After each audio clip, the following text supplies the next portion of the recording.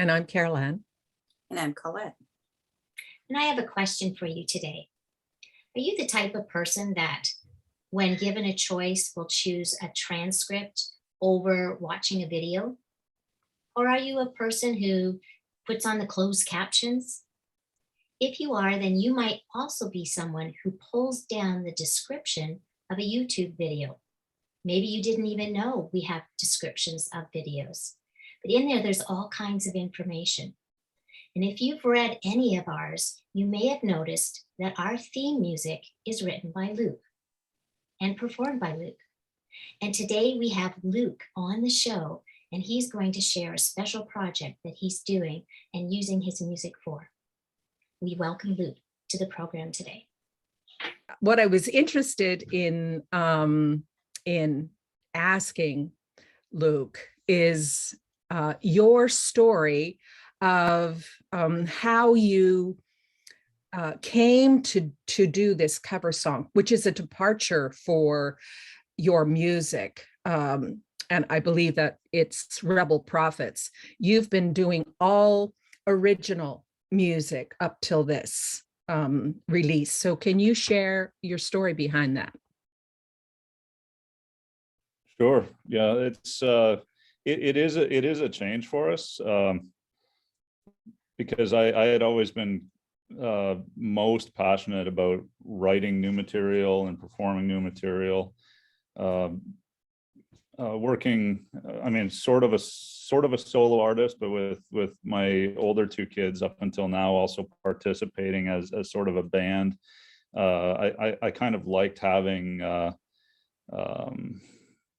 creative control as well as the ability to market my material freely. And doing a cover song, I always sort of found a little bit off-putting because it was someone else's material, so it lacked the writing component in terms of creativity. And also, I didn't want to get into all of the royalty issues and things like that. But for a variety of different reasons, I really felt like doing a cover song over the past winter. And the song that we chose without any foresight whatsoever as to what this song was going to mean in other contexts. We chose a song by one of my favorite bands from when I was younger, and has sort of become my daughter Gabrielle's one of her favorite rock bands, the Foo Fighters. We've been big fans of the Foo Fighters, and I've actually had been planning on taking the kids to see Foo Fighters concerts over the past couple of years, but of course, because of COVID, they kept getting canceled, and so we could never go. But we thought, you know what, let's choose one of their songs and we'll record it just for fun. And really, that would have been the end of the story, but then world events sort of gave it some new meaning. So the song that you chose to record, I believe, is called My Hero. Yes, that's correct. And when you released it, you dedicated it to the Ukraine and to the drummer in the Foo Fighters who passed away.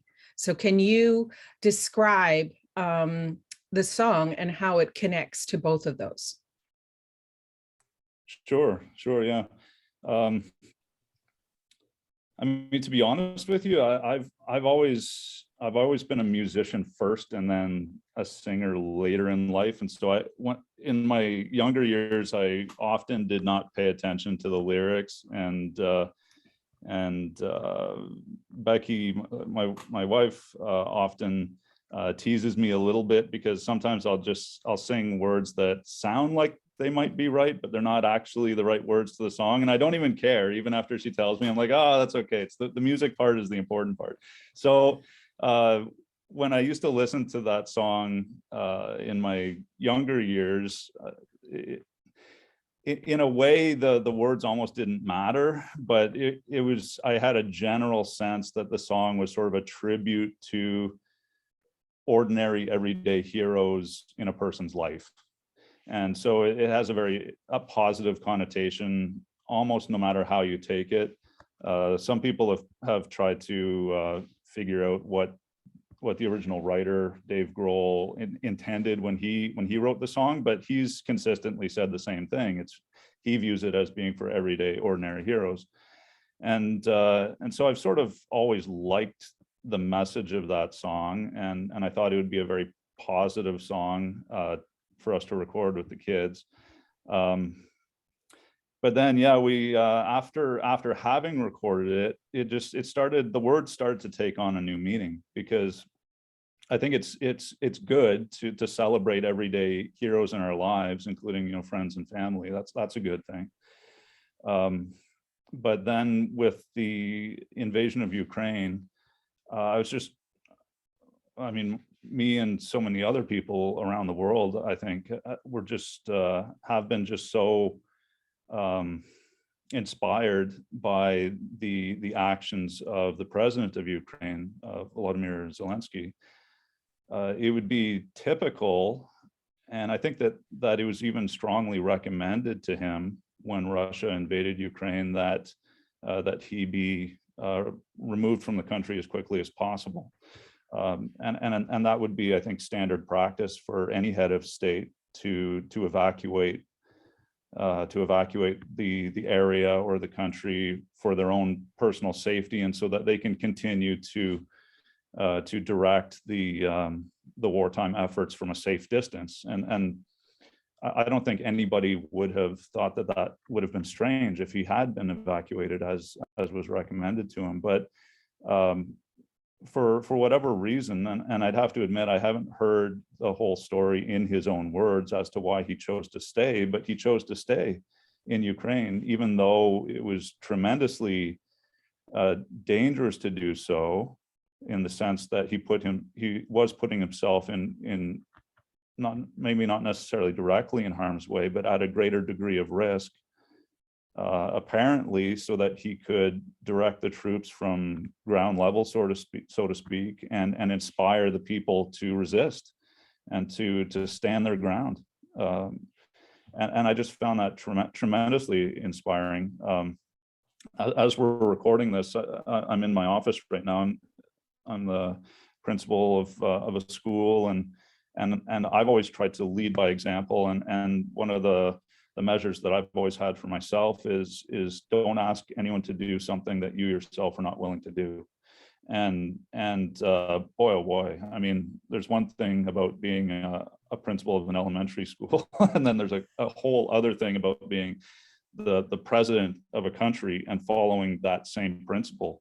If you're asking your people to stand their ground and fight back, well, he's doing the same thing. He's standing his ground, and he's saying, I'm not leaving, and we're going to get families to safety, but I'm staying, and we're going to see this through. And so I just found that tremendously inspiring. And then only a couple weeks after the invasion of Ukraine began, the Foo Fighters announced a terrible tragedy, in that their drummer, who was only, I think, 50 years old, quite suddenly passed away. He had been quite rough on his body over the years, and you know, had used drugs, and I think he was trying to clean up his life and had a young family. But right before a show started, he died quite suddenly and unexpectedly, and so it was I think a shock to the Foo Fighters fan base. And so even though there's no direct connection between Taylor Hawkins, the Foo Fighters drummer who died, and Ukraine, because it happened around the same time, and at the same time that we had just finished recording and producing this song, I thought, okay, this song all of a sudden has more meaning. And my kids and I, we chose the name Rebel Prophets for our band, but we don't actually fancy ourselves as actual prophets. But it seemed as though in recording this song, it was very, very, very timely, both for the original artists in the Foo Fighters and for what's going on in the world right now with Ukraine, and the tremendous heroism that Zelensky and ordinary Ukrainians are demonstrating. So you recorded the song and released it, and people can go and purchase that individual song. And then you have decided that any profits will be going towards what? Being a cover song, we chose to make it a single so that we could keep our finances a little bit tidier. All of our albums are original material, and so even before any of these world events took place, we decided, okay, we're gonna make this song just a single and release that, knowing that we had to pay a certain portion of royalties to the original artist. And so that was our decision making in making it a single. But then we realized after these events happened, we just really felt compelled to donate our portion of the earnings from the sales of this single to humanitarian aid in Ukraine and for Ukrainian refugees, primarily through Red Cross, but also through other organizations that do similar work to assist in the relief effort for Ukrainian refugees.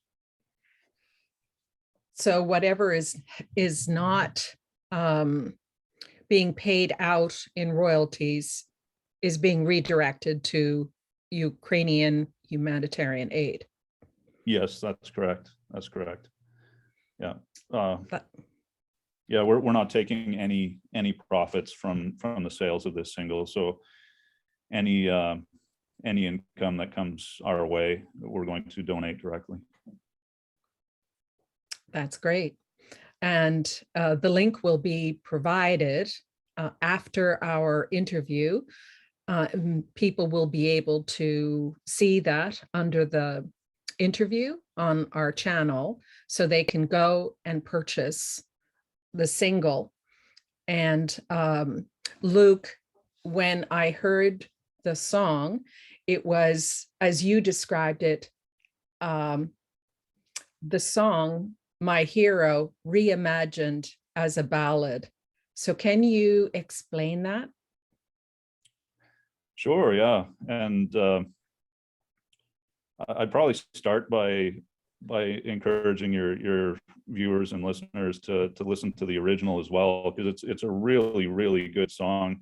I think it came out in 1997, if I'm not mistaken, and is a really hard driving rock song that starts off with just a wild drum part and very loud guitars and very aggressive vocals, because that's just the style of the original artist.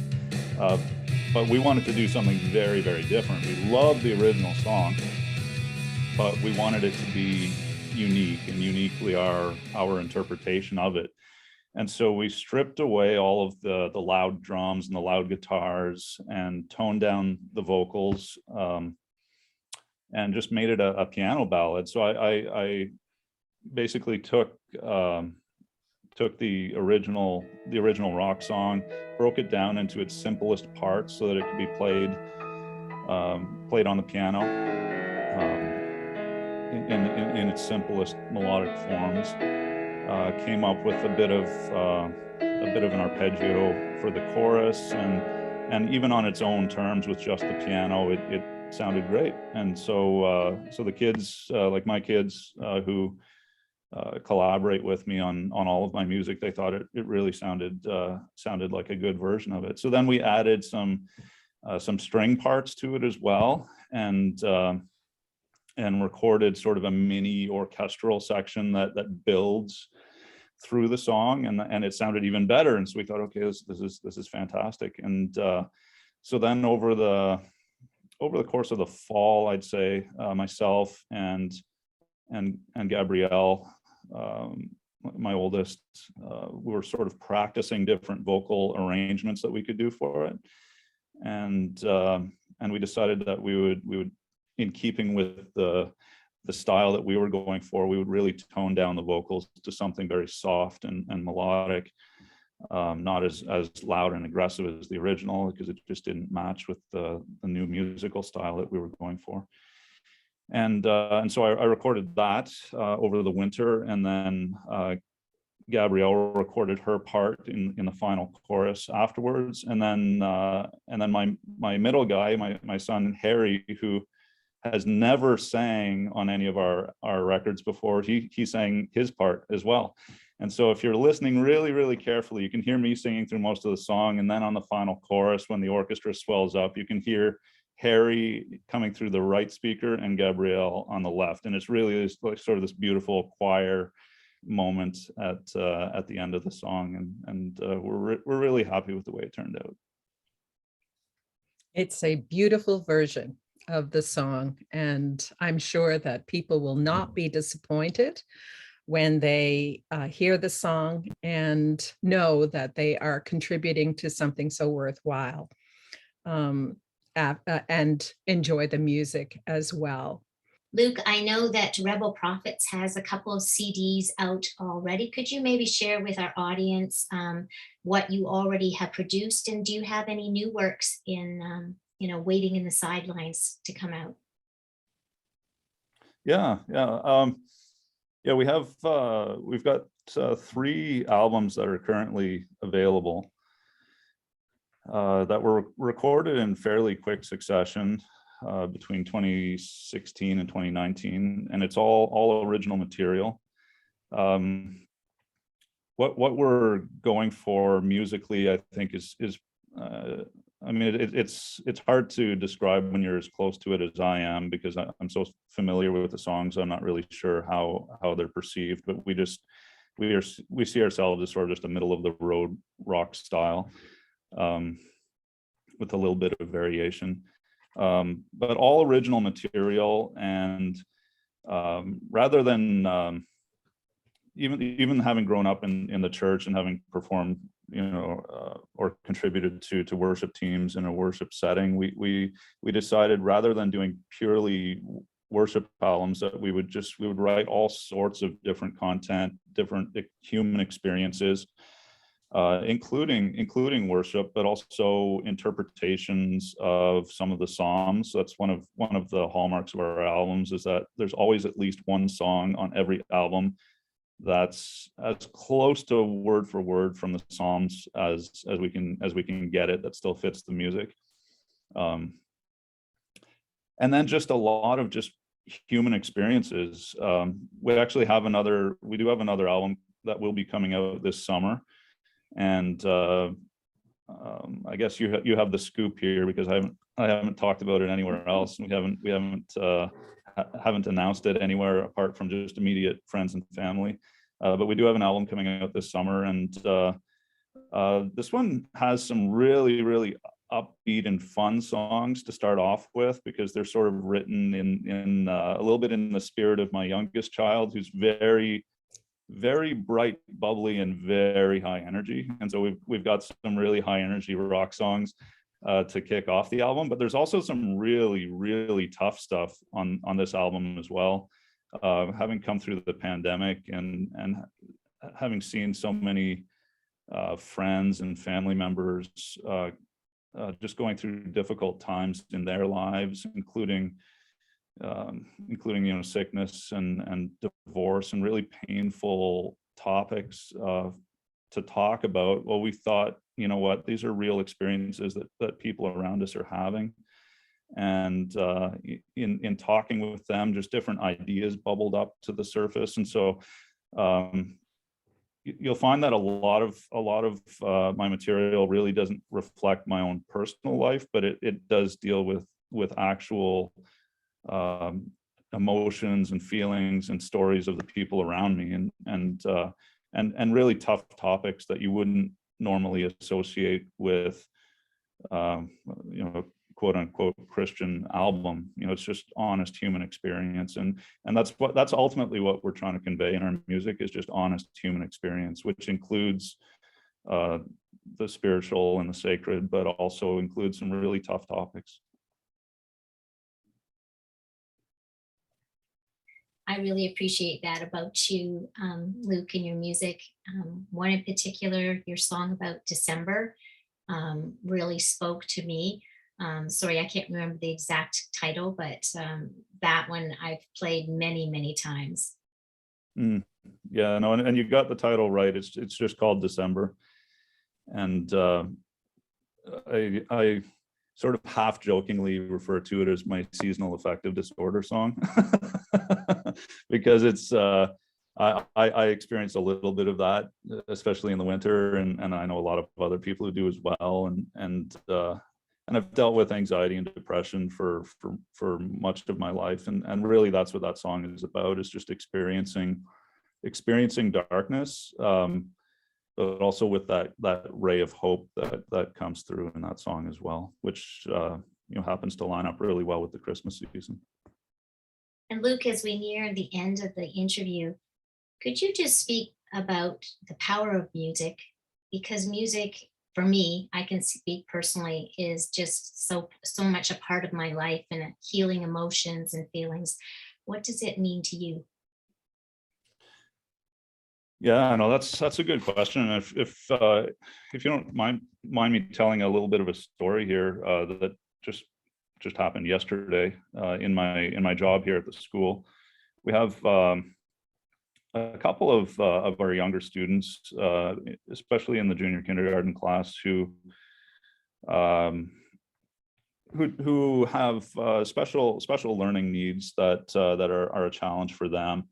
And sometimes it exhibits in very strange and challenging ways, including, that if they're feeling frustrated with something, they might make a bolt for the door and go running down the hallway. And I know that Bonnie, you taught in an elementary school for many years, and I'm sure that that's not an entirely unusual thing to see, especially when a student is dealing with learning needs and reaches a point of frustration. Now it turns out that these students, they always come running to me, and I think part of it is that they don't have, at least with one of the students, they don't have a father figure in their life, and so they sort of look to me to fill that void, and we'll often find ourselves, playing catch outside or throwing a frisbee around. But yesterday, I could not talk this student into going back to class. Even if I took them by the hand and walked up with them, they just weren't prepared to go. And after a while, sort of the pressures of the job, I'm a principal, I've got other things to do as well, not to take away from what this student is going through in the moment.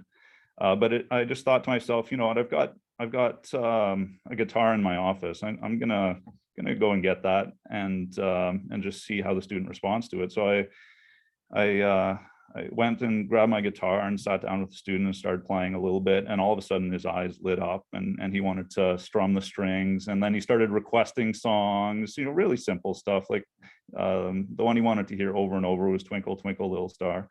And so we started playing that. And then I said, would you like to go back to class and maybe we could sing with your friends? And he said, oh yes, I would like that very much. And so I here I have my guitar with the strap on, and I'm walking down the hallway back to class, playing Twinkle, Twinkle, Little Star. And the student who a few minutes ago refused to go back to class was all of a sudden excited to go back. And even when he came back in, the rest of the students were working on math and using manipulative blocks to count out groups of 10 and so on. And so he sat down at his desk and was playing with his blocks, and I just sat down beside him and kept playing. And the tone in the room just it's like all of the air just went out, and all the pressure that might have been there with this student who's can be challenging to handle, coming back into the room, and the rest of the class feeling a little bit of tension. All of a sudden, everything was calm and peaceful. And so I just walked around while they were doing their math and using their manipulatives, and just had this incredible sense of peace. And after a while, I felt comfortable and I could leave again. Later that same day, yesterday, there was a young child in our daycare division who was crying. I think he was overtired. It was around lunchtime, right before nap time. And the educator that he feels most attached to was off having her break. And so I thought, maybe I shouldn't push my luck here, but I'm going to try this trick one more time. So I went and I got my guitar and I went into the lunchroom with the preschoolers and sat down next to this one little boy who was very upset and started playing the song. And he very quickly settled down. He never did finish his lunch, but he calmed down right away. And all of the chatter and the talk in the room, just the noise level just dropped. And it was just such a powerful moment. And it actually reminded me of a story from when my youngest was just recovering from surgery at only a week old. And we were down in Sick Kids Hospital in Toronto. And one of the clowns that walks around the children's wards, well, I mean, it's a children's hospital, but so they're all children's wards, I guess.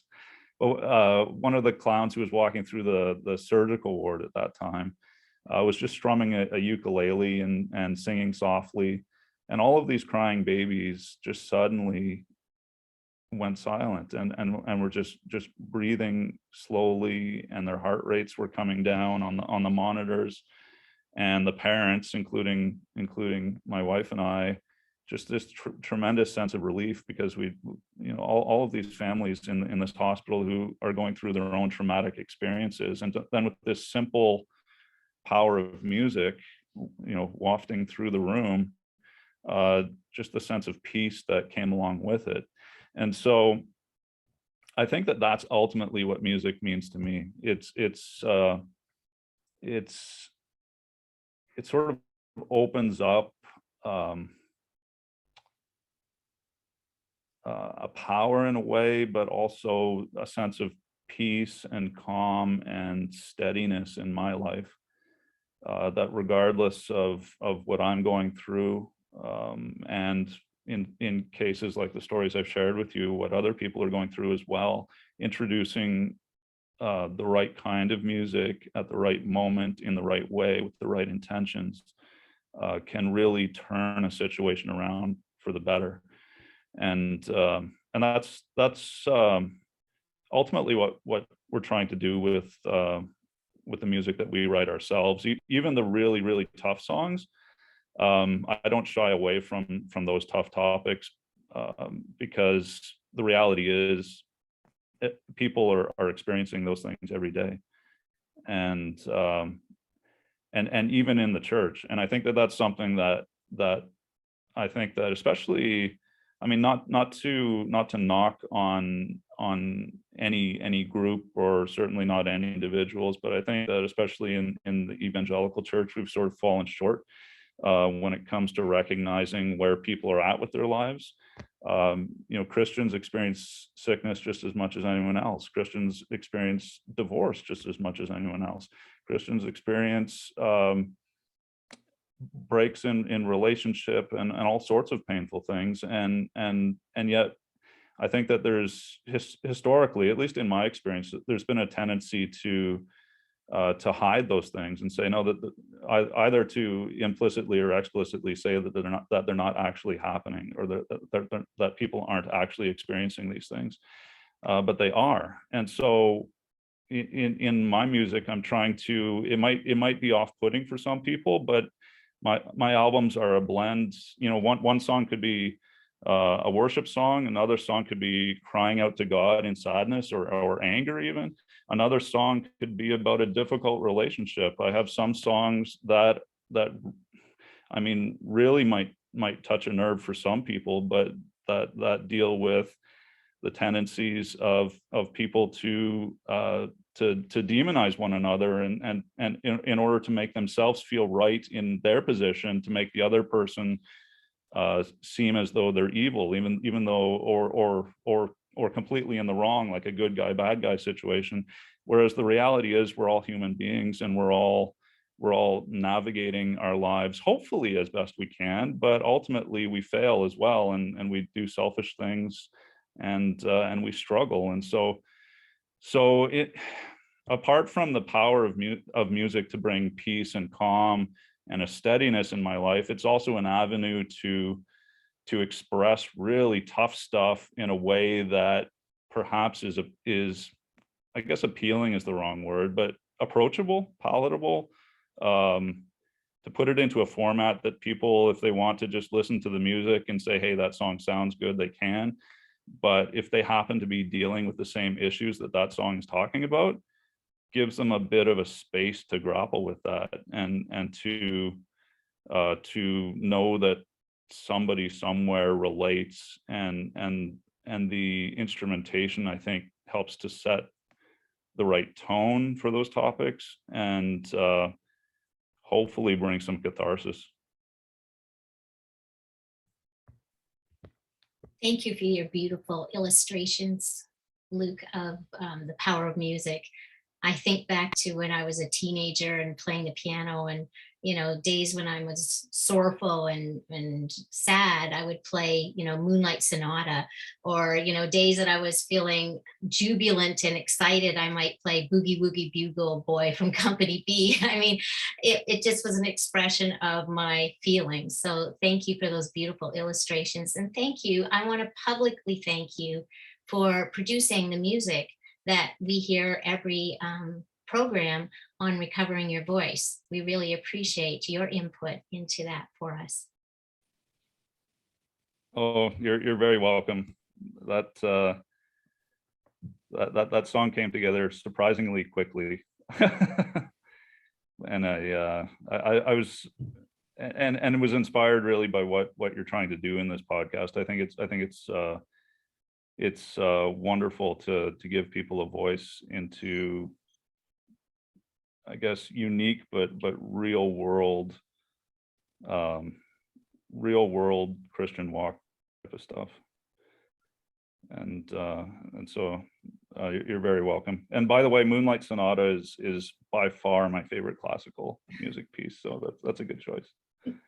Luke, I really appreciate you tangibly doing what we all want to do, of how can I help? What can I do? What do I have to give to the table to help Ukraine? And I think it's wonderful that you took what was your giftings and in your hand and just sowed seeds to make it into a positive. And I think we need to really stop and think creatively. What do we have in our hands to give, to help?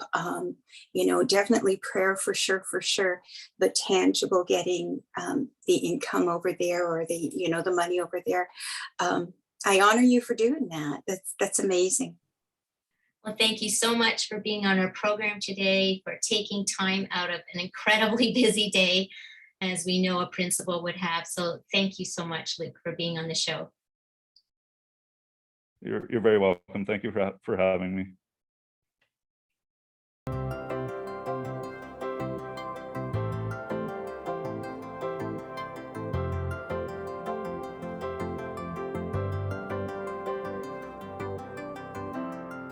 I can say me too there. I was sent to the principal's office a few times, and it was always the strap for me. So. I know you won't believe this, but I was sent there too. I know, I'm kidding.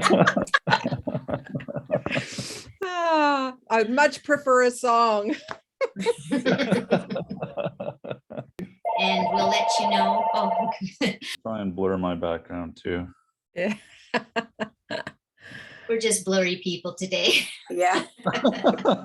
We just like to conceal our mess in the background. I was going to say that. Personally, myself, I'm running out of space where I can focus, right? So blur it. Before I answer that question, here's one for your outtakes. When I don't move for 15 minutes, the lights go off in my office. So I need to turn the lights back on just by dancing around here for a second. There we go. And yes, you have my permission to use that in the outtakes. I totally recognize that from being in school too. I saw everything go dark, and I thought, I know he needs to get up and jump around. Yep. I deliberately have myself facing the window though, so hopefully you can still use my response from the previous the previous question because the light is still on my face, but even though the room is dark, we'll try that again. Sorry, I'll wipe the smile off my face and I'll answer the question now. Wow, you go, girl. Yeah. Oh my goodness. You just go, girl. And this has got nothing to do with this. I just have to say, wow, I wish you were my principal growing up. That's all I can say. Wow. I probably wouldn't need as much healing today. Goodness.